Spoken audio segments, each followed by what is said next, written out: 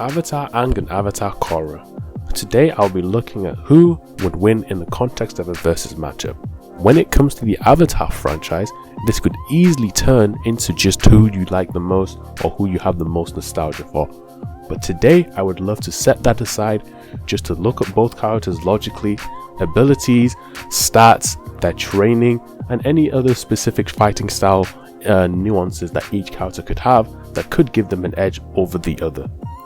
I would love to start with Aang's training. Aang, as we've known, became a master airbender at a younger age than anyone else before him, which is mainly due to him creating his own airbending technique known as the air cycle. This is also Aang's best element by far, and the one he bases his ideology, his lifestyle, and his fighting style the most of. Now moving on to waterbending, we know he learns waterbending while under the tutelage of Katara, who became a waterbending master at a young age and was a visible prodigy of the nature, while easily also able to pick up the teachings and other techniques. She was also stated by Iroh in the book Legacy of the Fire Nation to be the second most powerful bender by the end of the series, only after Avatar Aang himself. Now, him stating this would imply she would be the best bender if Aang himself was not the Avatar, as he specified that it was Avatar Aang who was above her. Now moving on to the last two elements, earth and fire. Now before you get your pitchforks out, I would say these are Aang's two worst styles, mostly because they clash with his ideology and his way of fighting and thinking. Starting with earthbending, he learned earthbending from Toph, who is regarded as one of the best earthbenders on the planet, with the only competitors being people like King Bumi and Kuvira later on in Korra. However, this does not mean Aang is also at this level when it regards to earthbending. We knew that it took Sokka being in danger to force Aang to finally start thinking like an earthbender and stand his ground to be able to learn the tenets of earthbending. It is important to know that he mostly uses earthbendings for its defensive properties, unlike somebody like Toph, who is very versatile with both offense and defense being used in equal measure. For Aang's final element, we have to talk about fire. He at first learns this element from Master Zhong Zhong, but despite his eagerness to make progress, his accidental burning of Katara sends him into a spiral. This causes Aang to swear off using firebending, as he does not want to hurt those around him. This lasts until he and Zuko go and train with the original firebenders, the dragons Ran and Shaw. This shows Aang the true nature of firebending, allowing him to overcome his fear of fire while also learning the original firebending style known as the Dancing Dragon. We also know this same technique and training allowed Zuko, who was previously very weak in comparison to Azula, to be able to keep up with her in both the Western Air Temple and in their final Agni Kai. Now on to Korra. As we can see in the very first episode, she just finishes her final firebending trial to become a master. At this point in the series, she had already mastered fire, earth, water, and has had 13 years worth of training under her belt. The majority of the first season is her journey to learn and adapt to the teachings and style of airbending.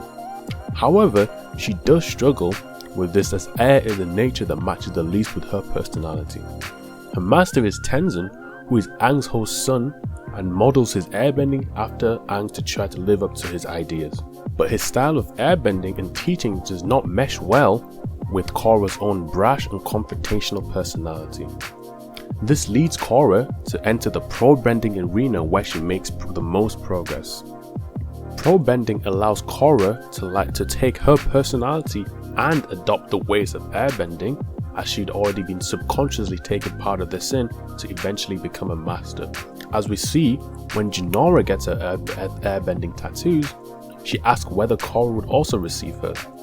But Tenzin states that the Avatar, even after mastering the specific styles, does not need to take the tattoos, unlike the air nomads. Now for the next section. we are going to move on to the most complex and misunderstood part of the Avatar cosmology, the Avatar state itself. We have all seen and enjoyed whenever both Korra or Aang enter the Avatar state, get huge power-ups, and beat whoever they're fighting. But what is the Avatar state? What does it do and what does it give you access to? Well, the first explanation we get ever was from Avatar Roku explaining it to Avatar Aang. What we know is that first it grants access to the Avatar state and allows the previous avatars to channel their spirits, knowledge, skills into the current one. We could also assume this allows the previous avatars to take control of the current. However, this is not the case. As stated by the recently released Kyoshi novel, it was possible that others more powerful people spoke through her in this moment. There was a chance she was simply a puppet beholden to the collective wills. But an unassailable feeling of control told her that that was not true. The voices could lend her their insight, eloquence, but they couldn't take over. Many of them seemed to disapprove of what she was doing. From this, we can see that they can simply influence by talking to the current avatar and giving them help. But you could also say we have seen them overtake their bodies, like Roku taking over Aang's body in the Fire Temple and Kyoshi possessing him during the events of Kyoshi Island, or even the rage of the avatar taking a hold to help him fight Ozai. However, for the instances of Roku and Kyoshi, they appeared at specific instances in specific locations in which their spirit was strengthened, allowing them to take over Aang's body at those locations. This is not a typical avatar ability that he would have access to at all times. We also see something like this happen in the Avatar pre-sequel comic, The Rift, and when Avatar Yang Chen comes down in spirit form, come down and talk to Avatar Aang and give him some help. The final piece of evidence supporting this point of the fight is the fight against Ozai, when the rage of the past avatars take over Aang's body, then try to capitalize on the opportunity to slay the Fire Lord. They keep their hold over Aang until his resolve triumphs over the combined will and avoids killing Ozai, and instead takes away his bending. The point regarding the past avatars influencing Aang is also implied in the novel regarding the events surrounding Sozon's comments. One crucial question about the Avatar state remains, with that being, where does the power come from? Well, for that we have to go to the two-part episode in The Legend of Korra Book 2, Beginnings. This episode covers the origins of the original Avatar, Avatar 1. So, during the two parts, we see that when she passes through Avatar 1 the first time after he learns bending from multiple different lion turtles, he says, "I feel myself getting more powerful with each time you go through me." This is also further supported as when they initially combined together, he was unable to handle all this power. Now, the only reason Avatar 1 was able to survive this instance was later on in the episode when they fused together for the second time to beat the Dark Avatar spirit, Batu. He was able to touch the harmonic convergence, combining their souls together and creating the cycle of the Avatar. In order to see how this would impact the current matchup that we are looking at, we would have to analyze both of their Avatar states. Now, we know that they both gain full mastery over the state, and then the power from the Avatar state comes from the spirit Rava. So in Book 2, Korra losing her past connections did not weaken her Avatar state, it simply removed the influence of the previous avatars. This means that they both have the exact same increase in power, just Aang can have access to previous avatars and knowledge and influence during the fight. You might be thinking to yourself, well, Aang's form does look more impressive, but this is because without his earlier level of control, he was constantly overtaken by the voices of the previous avatar in order to protect himself and also exert his power. Whereas Korra had more control over the form, allowing her to access small bursts of power, like when she was racing against Jinora, Iko and Milo to still and win the race. Now we're going to be moving on to the stats section. When it comes to battles like this, stats are a very important factor because if a character is far faster or stronger, then the battle can be very one-sided. But since both are based in the same verse, and they have feats that are very comparable to each other. To start out, let's address speed. As within Avatar, specific Airbenders are able to harness this ability of shooting lightning. Now this is very important as this is where the majority of the speed scaling comes in. We do have a few calcs to determine how fast each one of these characters are. Starting with Aang himself, he is able to both react and redirect Ozai's lightning. He was also able to keep up in combat with Zuko, who also did the same with Ozai's lightning. Both of these feats have been calculated to be around 84,000 meters per second or 245 times the speed of sound, putting both of them comfortably in the massively hypersonic ranges when it comes to reaction and combat speed. This would count for people on this level, aka Aang, and anyone who scales to him such as Zuko or Ozai. For Korra's speed, we can scale her to Amon, who performs pretty much the exact same feat as both Aang and Ozai with Lightning Bolt Zolt. He is able to blitz Lightning Bolt Zolt while running towards him at point blank, dodges the lightning, and counters while taking his bending. These feats put both of the characters in around the same ranges when it comes to speed, meaning neither would have a very specific or great advantage that would give them the massive lead. Well, let's look at how much stuff they can destroy or how much energy they can tank. Now in Avatar, we know the potency of your bending is depending on your spirit. So we can scale people's abilities to attack and defense based on the feats that we've seen them do. The first thing we need to know about Aang is that his best feats come from his fight against Ozai. As during the Sozon's comment, only his firebending and firebending in general was amplified. That means the rest of Aang's bending was able to keep up with this amplified state of Ozai. And we know that this is very impressive as we see Ozai being able to shoot fire out with the explosive power of 21.8 tons of TNT. This itself is around city block level when it comes to the versus algorithm and scaling. This is the height of Aang's power, as we see many feats before this would only scale to around the building level ranges. This goes to show the massive increase in power Aang gets by the end of the series. Now, moving on to Korra's stats, her best feats come from both Book 2 and Book 4. In Book 2, she fights the Dark Avatar, Vaatu. Starting with this Vaatu feat, we have seen this Vaatu's spirit cannon has been able to vaporize portions of a mountain with its spirit energy. Korra takes a direct hit from this attack and is able to get up. This is very impressive as she continues to fight, and we know Vaatu keeps getting stronger as he collects more dark spirit, making this even more impressive as a showing for her. The feat itself has been calculated to be around city level for the vaporization of a mountain, and this would scale to her defensive ability to be able to take hits and come back.